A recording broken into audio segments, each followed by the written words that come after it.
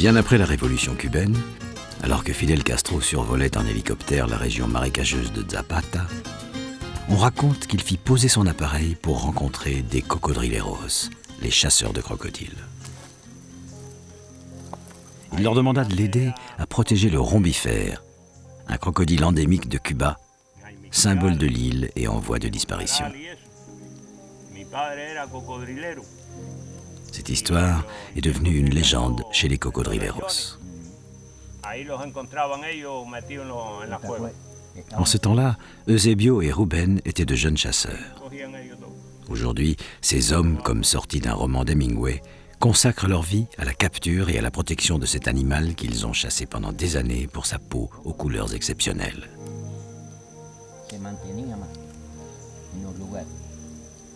Ahora se la tupieron muchos lugares que tiene que caminar más. Eso es lo que tenemos que hacer.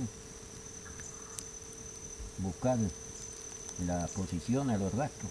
Eusebio et Ruben viennent de capturer un mâle de 150 kilos dans la Ciénaga de Zapata, à l'ouest de Cuba. Ce crocodile va être réintroduit dans l'île de la Juventud, où l'espèce a complètement disparu dans les années 50.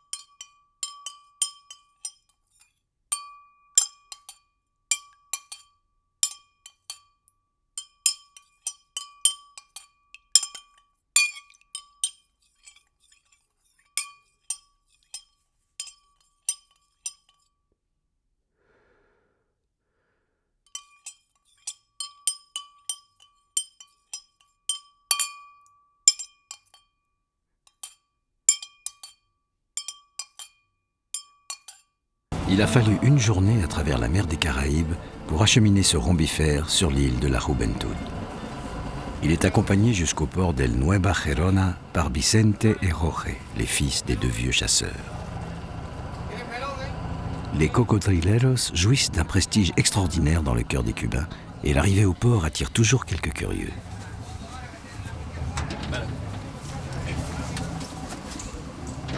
Jusqu'en 1965, les chasseurs ont décimé le crocodile rombifère. Aujourd'hui, les habitants de la Juventud sont fiers de voir réapparaître sur l'île ce symbole de leur force et de leur indépendance. Vicente et Jorge vont transporter l'animal jusqu'à la réserve de Cayos Potero, au cœur de l'île.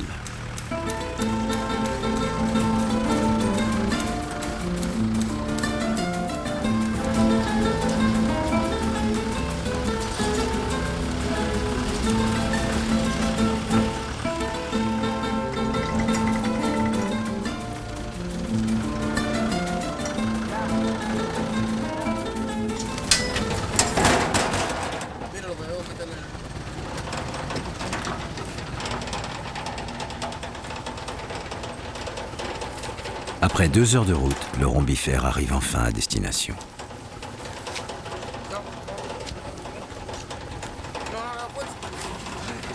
Il est relâché dans un enclos spécial où l'attendent 6 femelles, tapies là, quelque part, sous les nénuphars.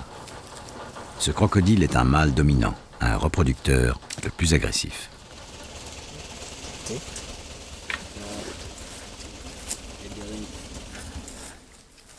Vicente et Jorge sont cousins. Ce sont les 2 cocodrileros les plus réputés de l'île de la Juventud. Chaque jour, ignorant la peur, ils bravent le danger en vivant au milieu de ces monstres carnivores venus de la préhistoire. Parmi les 2 espèces de crocodiles recensées à Cuba, le rombifère est le seul à attaquer l'homme. À la seconde où il sent les entraves se desserrer, le crocodile devient une vraie menace. Il peut se dresser sur ses 4 pattes et jaillir à la vitesse d'un cheval au galop. Avec plus de 900 kg de pression dans sa mâchoire, mieux vaut ne pas être trop près. Un bras ou une jambe n'y résisterait pas. Dime.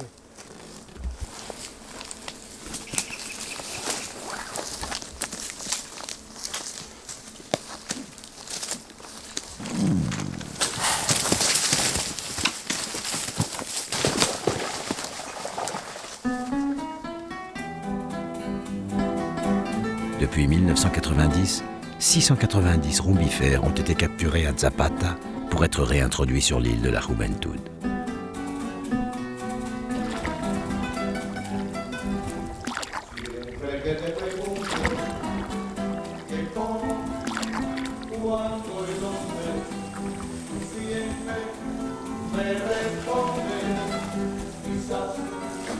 Au cœur de la réserve de Cayos Potero, une zone de quarantaine a été créée spécifiquement pour protéger les petits crocodiles.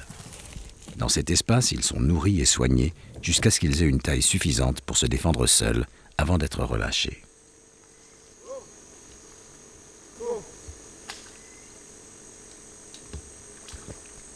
Habitués à la voix des hommes, les petits arrivent aussitôt pour dévorer leur déjeuner. Ven.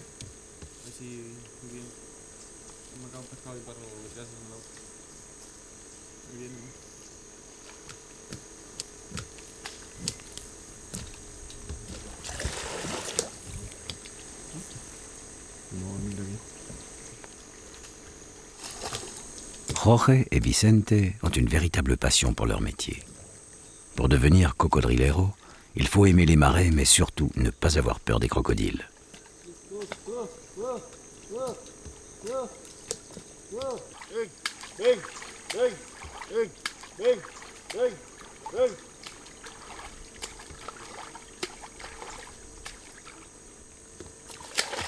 À Cuba, on est cocodrilero de père en fils.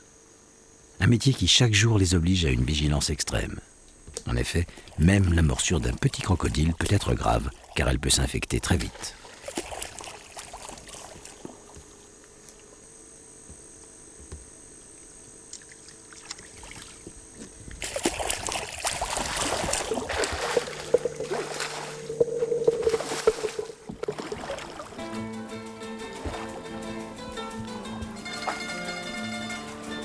Si plus au sud, Juventud est un paradis aux immenses plages de sable fin.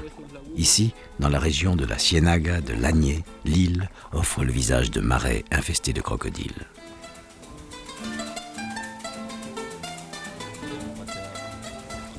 Sortis des zones de quarantaine, Vicente et Jorge parcourent l'ensemble de la réserve, constituée d'une succession de marais et d'étangs, pour surveiller leurs protégés. Pour une plus grande facilité de déplacement, ils ont disposé plusieurs barques tout au long de la réserve. Ces missions durent généralement une quinzaine de jours. 2 longues semaines, où coupés de toute civilisation et armés de leurs seules machettes et lassos, ils recensent, étudient et soignent leurs crocodiles. Mais aussi veillent à ce qu'il n'y ait pas de contrebandiers, car le rombifère a une peau très recherchée.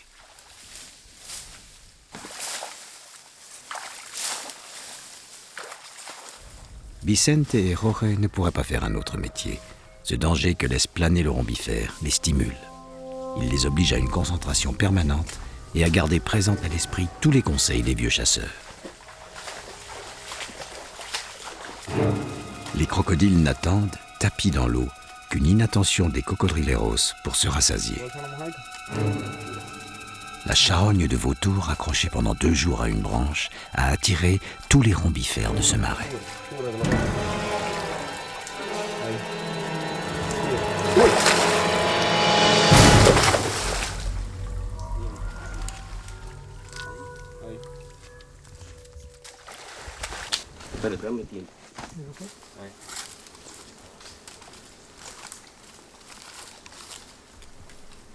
La technique de capture est simple. On lance dans l'eau le volatile faisandé attaché à une corde. Le bruit et l'odeur attirent alors les sauriens en permanence affamés.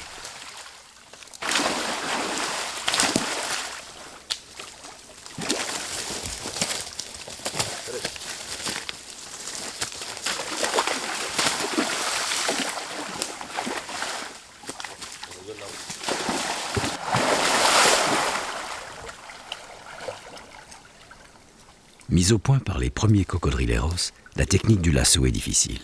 Elle demande beaucoup d'adresse et de force, mais surtout offre l'avantage de ne pas abîmer la peau de l'animal.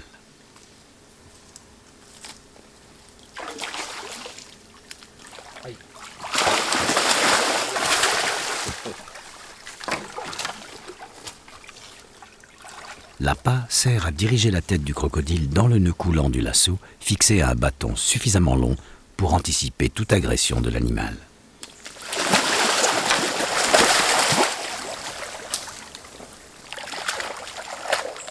Ce crocodile ne s'y laisse pas prendre. Son incroyable vivacité lui permet d'éviter la ruse des hommes.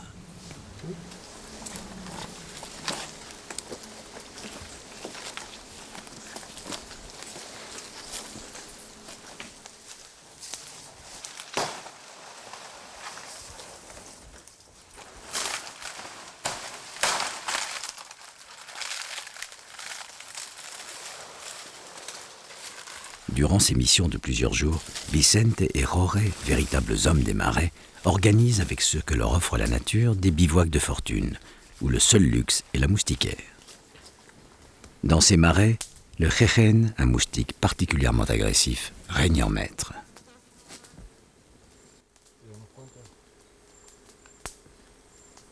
Après 2 semaines dans ces marais, les hommes sont épuisés, surtout qu'ils n'ont pas réussi à capturer de crocodile.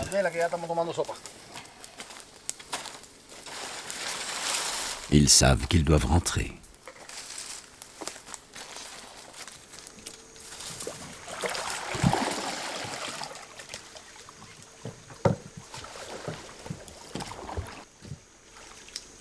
De retour dans la zone de quarantaine, Vicente et Jorge doivent capturer 2 jeunes crocodiles pour les relâcher dans une grande lagune.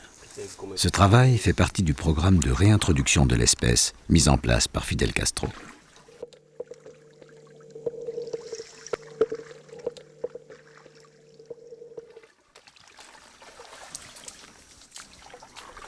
En effet, parmi les 690 rombifères venant de Zapata, il y avait 75 jeunes que ces hommes sont chargés de réadapter à la vie sauvage.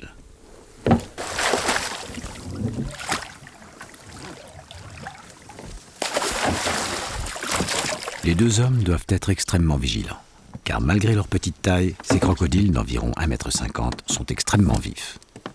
Vicente et Jorge s'y sont déjà laissés prendre.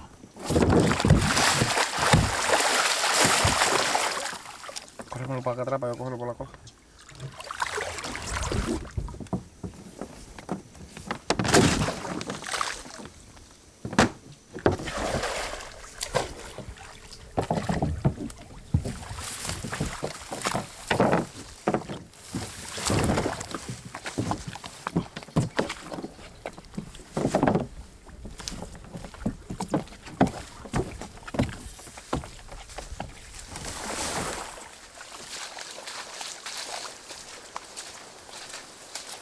La réserve de Cayos Potero fait environ 750 km². Ce territoire est constitué d'une succession de lacs, de marais et de landes sauvages. Les hommes doivent marcher des heures dans une végétation où la machette est indispensable. Ici, malgré l'humidité, en 1926, un terrible incendie ravagea en 5 mois les marais de l'île de la Juventud, faisant alors des rombifères une cible facile pour les trafiquants. Les milliers de peaux récupérées enrichirent les chasseurs et décimèrent l'espèce.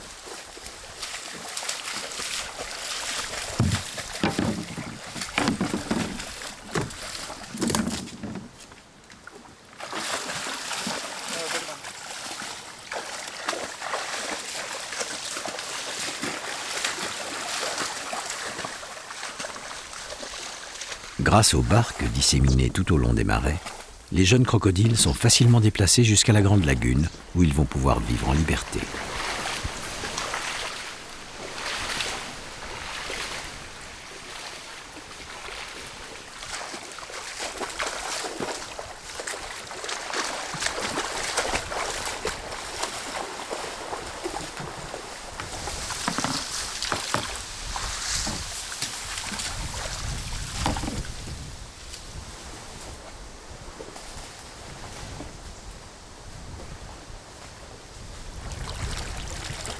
Chaque année, une centaine de petits sont ainsi relâchés dans leur milieu naturel. Le programme sera une réussite quand 10 000 rombifères vivront et se reproduiront normalement sur l'île de la Juventud. Il sera alors possible d'en prélever sans danger pour l'espèce 1000 pour exploiter commercialement leur peau.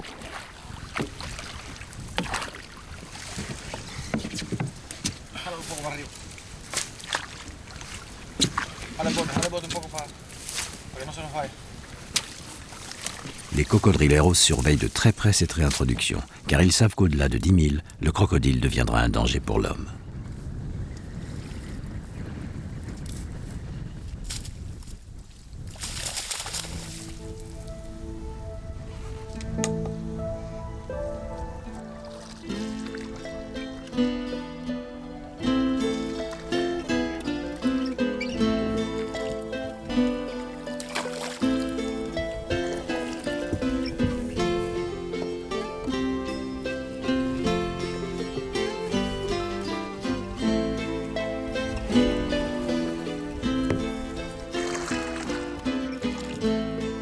Les cocodrileros se nourrissent, comme les crocodiles, principalement de poissons.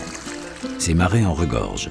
Le plus courant est le tarpon, un poisson mythique à la peau si résistante que les Indiens Taïnos, premiers habitants de l'île de Cuba, s'en servaient pour confectionner leurs mocassins.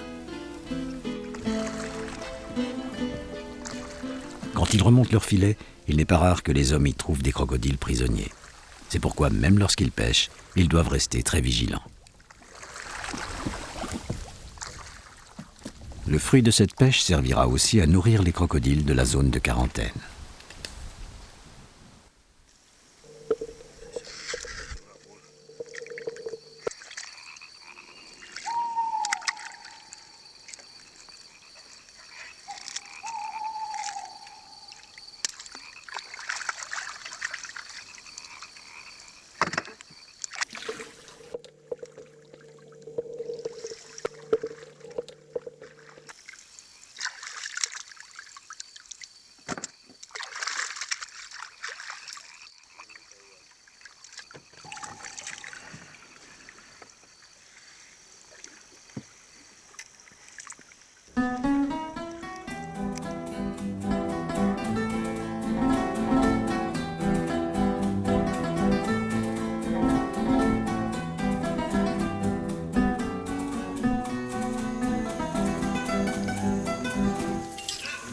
L'échec de leur dernière capture amène Jorge et Vicente à venir demander conseil.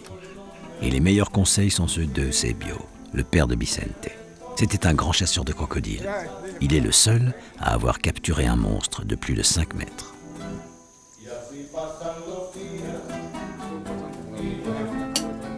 Comme tous les cocodrileros, Eusebio habite avec sa famille au bord des marais de la réserve, près des crocodiles.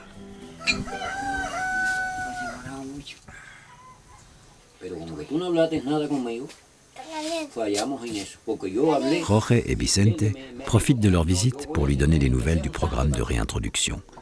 Le rombifère reste la raison de vivre de ces hommes.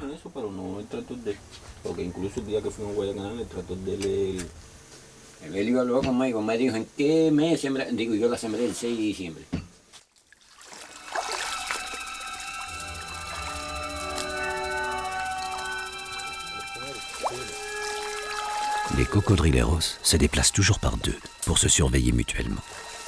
Dans ces marais, des rombifères attendent patiemment, à fleur d'eau, sous un buisson ou une branche basse, une erreur, une inattention des hommes pour fondre sur eux.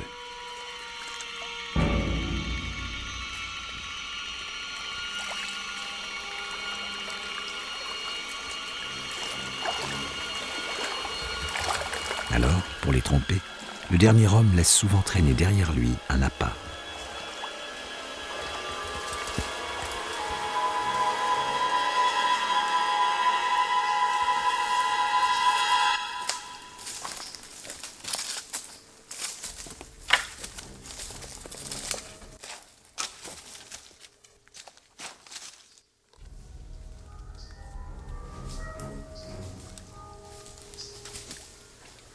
Sournois, les crocodiles se dissimulent aussi sous l'eau, où ils peuvent aisément tenir plus de 30 minutes sans respirer.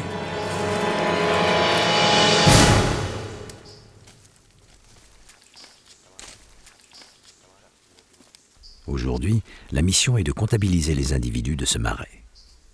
Dans le quotidien des cocodrileros, le danger est permanent. Les accidents ne sont pas rares. Alors, par superstition, quand il doit capturer ses crocodiles adultes, Vicente accroche une feuille à son lasso.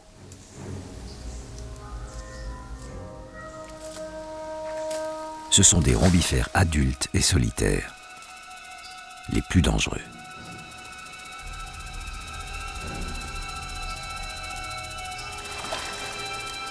Attirer les crocodiles n'est pas simple, et malgré l'expérience de Vicente et Jorge, rien n'est gagné.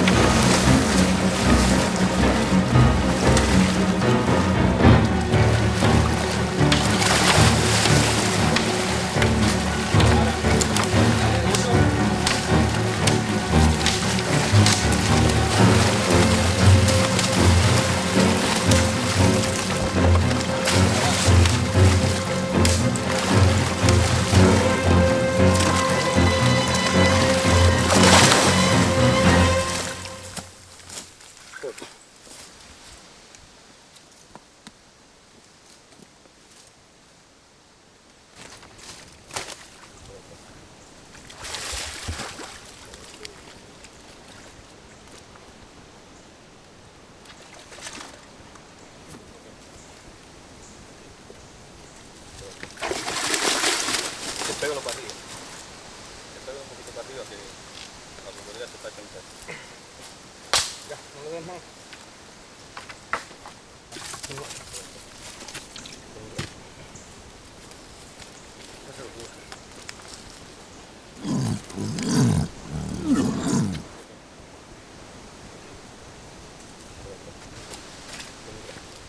L'animal enfin maîtrisé, Vicente et Jorge vont pouvoir le mesurer.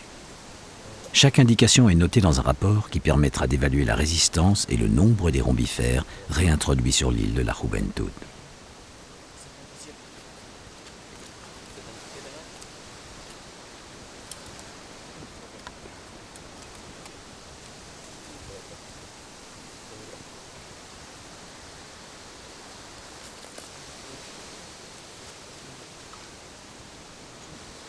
Puis, des analyses sont faites pour prévenir tout risque d'épidémie qui pourrait anéantir toutes ces années de travail et faire disparaître à jamais de l'île de la Juventud cette espèce endémique.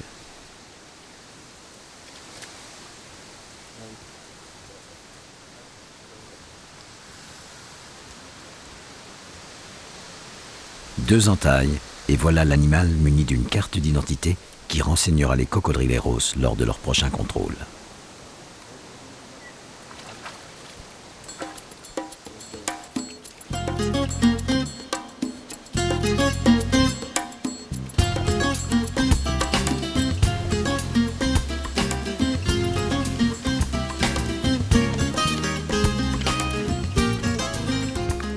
La technique au lasso, héritée des vieux chasseurs, a permis de capturer ce crocodile sans le blesser. Paradoxalement, elle sauvera probablement cette espèce.